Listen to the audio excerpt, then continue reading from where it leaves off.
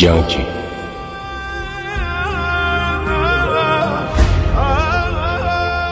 Badaviy tarixiy asar. 17. qism. Budur chashliq, yuzi yumaloq, bir oz uruqroq kelgini. Ismim Davud ibn Isha, dedi. U mo'risiga bir xalta esib olgan edi. Chiroyi oqsariq, oltin ranglik chechi mo'risiga tushgan. Xili gavdalik, qarmoqqa kuchliroq kelgini. Men Raqib ibn Aslam, dedi. İkisidan bir xil ixlos va g'ayrat ko'rinadi. Lashkarlardan 2 kishini tanlaymiz. Urushga tushsizlar, dedi podshoh. Saqib G'oba Jalutning ibodatxonasini qo'llashiga kishilarni da'vat qildi. Ey insonlar, xudolar oldidagi mas'uliyatingizni ado qiling. O'lib ketgan ota-bovlarimizning ruhlari ana shu ibodatxonada orom topadi. Bu ibodatxonani qurishda sevgi va g'ayrat bilan qatnashmoq har biringlarning bo'yniga qarz va majburiyatdir, dedi G'oba. Da'vatdan keyin o'z aqli borlar o'z ixtiyori bilan qurilishga ketdi. Aqlsizlar bo'lsa, uyga G'obaning askarlari bostirib kirgan bo'lg'achqa nazorat ostida yo'l oldi. Bir kechasi Jalut bir maktub yo'lladi. Unida tayyorlangan odamlar qudrati kengashiga sen ham borasan, deb yozilgan edi. G'oba bu kengash haqida ozroq gap anglagan. Biroq bu gaplar hikoya kabi sal gumonliq edi. Podshohning kengashga chaqirishi G'obani hayajonga soldi. Demak, u bek cho'ng o'ringa erishdi. Demak, u ulkan kuchga mansub bo'lmoqda. Aytilgan vaqtda deyilgan joyga yetib kelgan G'oba manzil tog' bag'ridagi bir g'or ekanligini ko'rdi. G'orning og'zi bak cho'ng edi. Jalutning lashkarlari tog'ning ichi va teshini to'ldirib turibdi. G'obani g'orga elib kirishdi. Qorong'u va nam yo'lda uzoq yurishdi. U deyarlik hech narsani ko'rmaydi. Faqat qo'lida mash'alni tutib yo'l boshlab ketayotgan pakar birini va kohinni ko'ratdi. Shu qadar yo'l mangdiki, putlari og'rishga boshladi. Havo kemaydi. Mash'al o'chdi. Zulmat eg'irlashdi. Qo'rqma, tizma, dedi yo'lboshchi. To'satdan atrof yurgandek bo'ldi. Nafas olgudek havo ham yetib keldi. Ular bak keng, esil bir hashamatlik saroyga yetib kelgan edi. O'rdining o'tirisida o't yonatdi. Chashlari uzun o'sgan odamlar o'tga sayda qilyotdi. O'rdining tomlari butlarni aks ettiradigan haykallarga to'lib ketgan bo'lib, u haykallar haddidan ziyoda g'ayri tabiiy edi. Ba'zilar munguzlik, ba'zilar 3 ko'zlik, ba'zilar qo'lsiz va hokazo. Tuyuqsiz qiya-chuya ko'tarildi. Qandoqdir bir xil nayning ovozi va bumboqlarning ovozi ko'tarildi. Hamma kishi palpat holda tizlandi. Keyin peshollarini yerga qo'ydi. Beshinglarni ko'taringlar, degan amr anglandi. Hammasi beshini ko'tardi. Jalut qari va xunuk qari bilan suhbatlashib kelayotgan edi. Qari oppoq kiyim kiyib olgan bo'lib, xuddi o'ri mangan meyitga o'xshaydi. Qopqi turtib chiqqan, beshi keng, beshida uzun qisqa sochlari o'sib ketgan, soqolsiz, putlari maymoq va inchga ham yopiloq, barmoqsiz edi.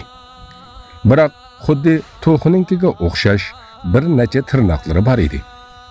Ular o'tning yenidan o'tib, taxtning yeniga chiqdi. Taxt keng bo'lib, 2 kishini bemalol sug'dira oladi. Hammasi Jalut va hamrohining og'ziga qaradi. Bu zot mening ustozim, jillar va devilar saltanatining sultoni. Bu kishi menga bir umr hamroh bo'ldi. O'z lashkarlari bilan menga hamisha yordam berdi, dedi Jalut. Qari hejiyib bosh silkidi. Saroyda sanoqsiz jinlar, divilar va shaytonlar paydo bo'ldi.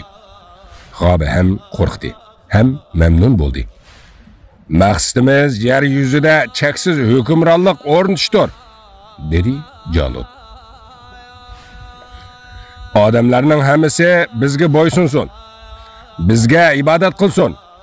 Bizning qonunimiz bo'yicha yashasin. Biroq bizga qarshilik qilib kelayotgan bir kuch bor.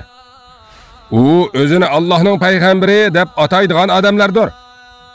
Ular ishimizni doim yo'qqa chiqaradi. Endi undaq bo'lmaydi. Buni bizga shaytonlar sultoni aytib beradi, dedi Jalut. Qari qoqildab kuldi-da, "Menga qurbonlik qini", dedi shayton.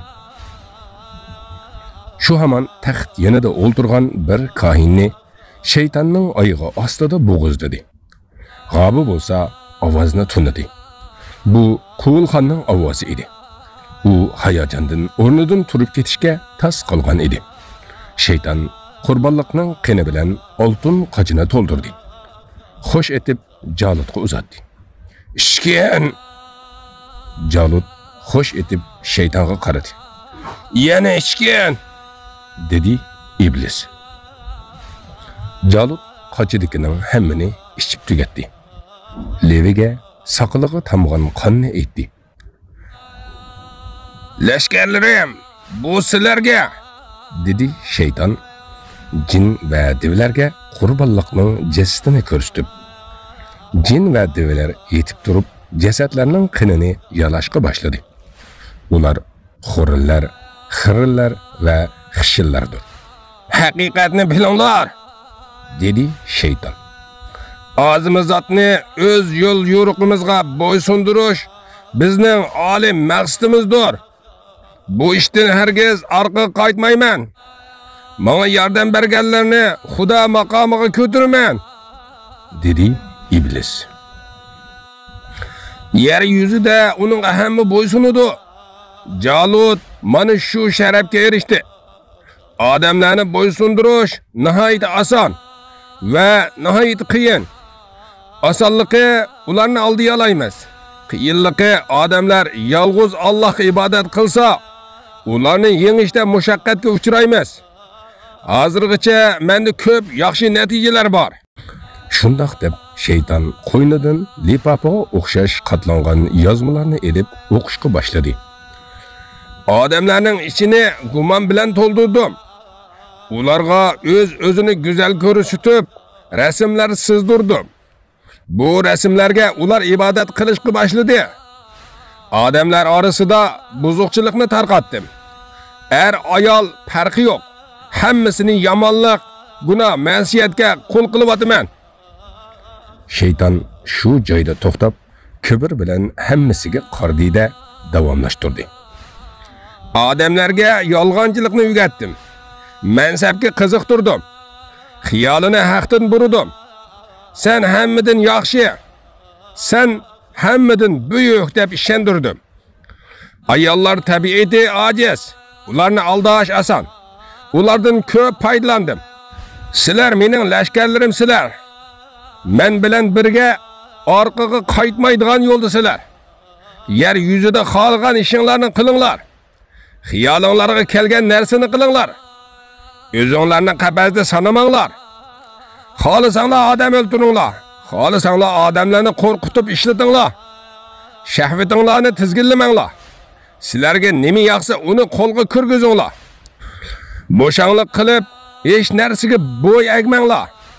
Butun olamga qanday qudratlik, qanday kuchlik, qanday go'zal ekanliklarini namoyon qilinglar, dedi iblis. Odamlar sizlardan qo'rqsin, olqishlasin, yaxshi ko'rsa ham mayli. Sizlar hech qanday birasining royiga, ko'ngliga qarab o'ltamanglar. O'z istaklaringlar bo'yicha ish qilinglar. Bu istak xo'sh muomalada bo'lishni talab qilsa, albatta xo'sh muomalada bo'linglar. G'azabni talab qilsa, g'azab qilinglar. Birisining talabiga o'zinglarni qurbon qilmanglar. Avval men danglar. Sen mening istikimni bajarishga yordamda bo'lsang, sen bilan kelishiman danglar. Bo'lmasa rad qilinglar. Sizlarga yordamda bo'lmaydiganlarni yo'q qilinglar. Ulardan voz kechinglar, o'ldiringlar, dedi iblis. Shayton beredib gap qildi. Uning nutqi G'obaga bak yoqdi. Shamvil degan bir payg'ambar Talut degan bir qo'y boqarni podshoh qilib tayinlabdi. Talut Jalut bilan jang qiladi ekan. Talutning lashkarlarini qirib tashlash shart va ularni tugutinglar. Shamvilni o'ldiringlar. Bizning istaklarimizga qarshi chiqqanlarning ahvolini butun olam ko'rsin, dedi iblis. Hammasi chavoq chaldi. Shundoq chavoq chelindiki, uning shamoli o'tni midirtibdi. Shayton chavoq ovozidan va chavoqning jaranglashidan lazzatlandi va yana so'zini davomlashtirdi. Bizning yer yuzidagi hukmronligimizni, odamzotni boshqarishimizni xohlamaydigan bir kuch bor. Bu payg'ambarlardir. Ularning hammasi insoniyatni osmonga bog'lashga intiladi. Osmondan xabar elib keladi. Biz payg'ambarlarga ular elib kelayotgan hamma narsaga dushmanmiz. Ular yo'lga qo'ygan hamma qonunni pachaqlab tashlanglar. Yo'q qilinglar. Odamzotning osmon bilan bog'lanishiga yo'l qo'ymanglar, dedi iblis. Shayton lashkarlari bir ovozda vaqirdi. Ha ha ha! Shundoq, dedi. Shayton xushalliqdan ko'zi qisilib, odamlarni bir qatimdala bo'ysundira olmaysizlar. Ularga ularning suyumlik tarafidan kelinglar. Farzandini yaxshi ko'rsa, farzandi bilan tahdid qilinglar. Ayolini yaxshi ko'rsa, ayoli bilan aldanglar. Jinini yaxshi ko'rsa, jinini elish tahdidi bilan qo'rqitinglar. Nima qilsanglar qilib, insonni bo'ysundiringlar. Rostchil odamni rostchilligi bilan aldanglar. Jasoratlik odamni jasorati bilan ko'zini bo'yanglar. Odamlarni kibr bilan zaharlab, havoyi havasga qul qilinglar va qalbini o'lim qo'rqinchisi bilan to'ldiringlar. Shundala ularni bemalol o'z yo'linglarga agashtirib mangalaysizlar, dedi iblis. Ha! Ha! Ha! Sat bir ovozda iblisning butkul lashkarlari vaqirdi. Sehr bizning eng yaxshi qurolimizdir. Sehr bilan ko'pincha qalblarni halok qilishimiz mumkin. Oranglarda cho'ng-cho'ng sehrgarlar bor. Polbonlar va jinkashlar bor. Ularga bekitilgan jinlar bor. Ular hamisha bizning xizmatimizda, dedi iblis. Shayton yana olqishlar orasida huzurlandi. Ondan keyin ibodat murosimi boshlandi. Kelganlarning hammasi shaytonning buyrug'i bo'yicha butlarni ulug'lashdi. O'tdan yordam so'radi. Qon orlashgan sharoblarni ichdi. Ushbu murosim G'obaga kuch beg'ishlagandek edi. Endi u o'zini cheksiz erka quchqida sezdi.